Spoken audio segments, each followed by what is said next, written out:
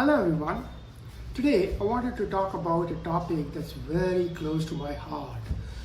My son Vijay, like millions of kids in high school around the world, is going to get ready for college next year. Of course, like all other kids, he has his dreams, aspirations, goals, of getting into a top ranked university to pursue what he wants to study. And as parents, our job is to be around for them, to be their coach.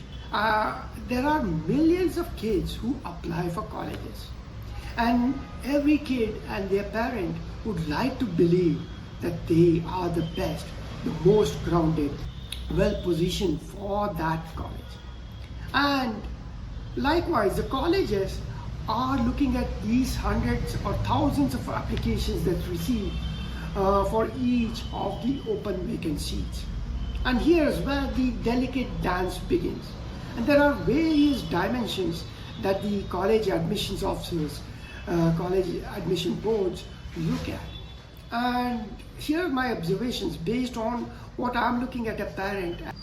American colleges claim to be meritocratic, as in they want the best and the brightest but well-rounded kids. So what does it mean?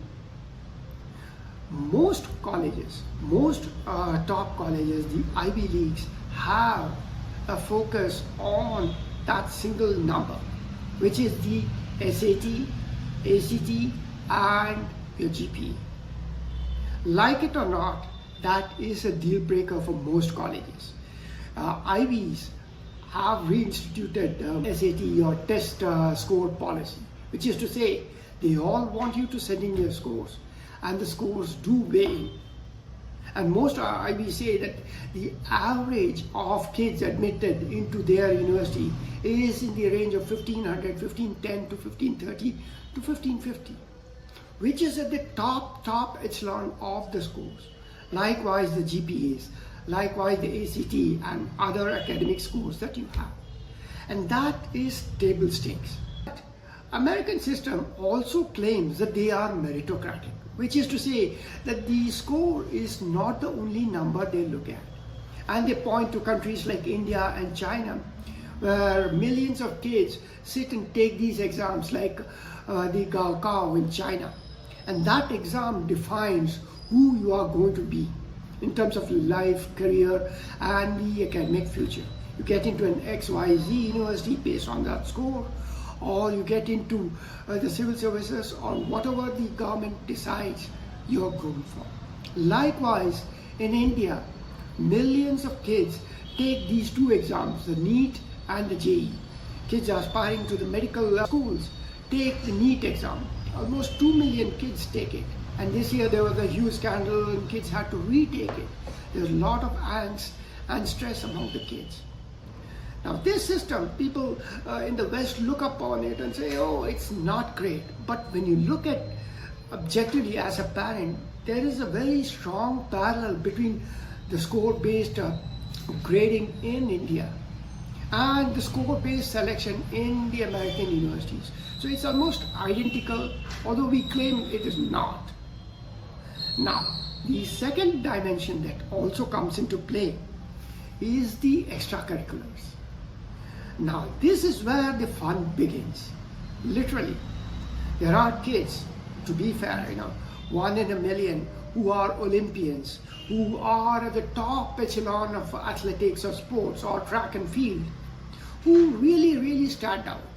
And then there are the top 10%, the hundreds of thousands of kids who embellish their resume, their profiles, to say, I took part in this event, or claim to have worked on certain science and technology projects, like, okay, my project, my research got me this gold medal, and eventually I'm going to be the kid that grows up to cure cancer. And that is the profile that they are building. That is just the reality of what it is. So it is the story that you tell and how you tell it. And that is where the embellishing begins. Now, then there are kids like my son who have done genuine extracurriculars, like, for example, He is a proponent of yoga, spent 5-6 years, been to several state, national championship, represented his school, his district, has written a book on yoga, and been a very strong proponent of this art, craft and sport, and also a certified yoga instructor. Now, is he going to stand out among maybe thousands of other kids who claim, oh, they're being this and that? And that is the story that you got to tell, right?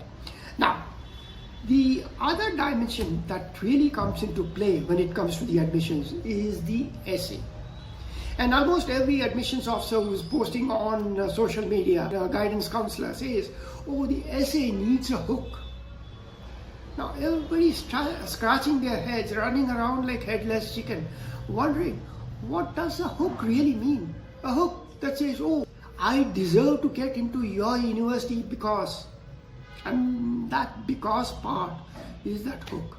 What is the hook you create? How you create? How do you craft that story in 600 words that's going to draw the attention of that harried admissions officer who is looking at maybe, a few hundred profiles every single day and deciding, oh, this hook looks great and this kid's profile needs to go to the top of the pile. The other dimension that really plays out in the admissions process, or that's what they claim, is the LOR, the letter of recommendation. Almost every admissions officer says that is a key, that is important. We want to see what your guidance counselor, what your teachers, what your principal has to say about him. But the fact of the matter is the end of the academic year, and 100 kids are approaching each of their teachers saying, please give me a recommendation letter. Here's my brag sheet, please, please, please. And the teacher is sitting, scratching his head and saying, let me think, what does Vijay really stand for? What did he shine? I'm looking at his brag sheet, oh, he did this. Shall I include this? Given that they have only enough time in the day, besides their day job, besides conducting these classes, they need to sit and write this LOR that's going to make this kid shine. And now, that is also a game that's being played. As a parent, I'm sitting and looking at all these dimensions. And to the extent possible, I'm trying to coach, help my son in preparing these packages. And as the deadline nears, as we approach the end of July, early August, the pressure really starts to bubble up and say, okay, I want to focus on these colleges, come up with a list, focus on these, and then come up with that brag sheet, come up with these packages, go into these application portals like the Common App or Square, and make sure all of these are aligned and start this process. And it is going to be an interesting exercise, to say the least. I just wanted to share my thoughts and views as a parent.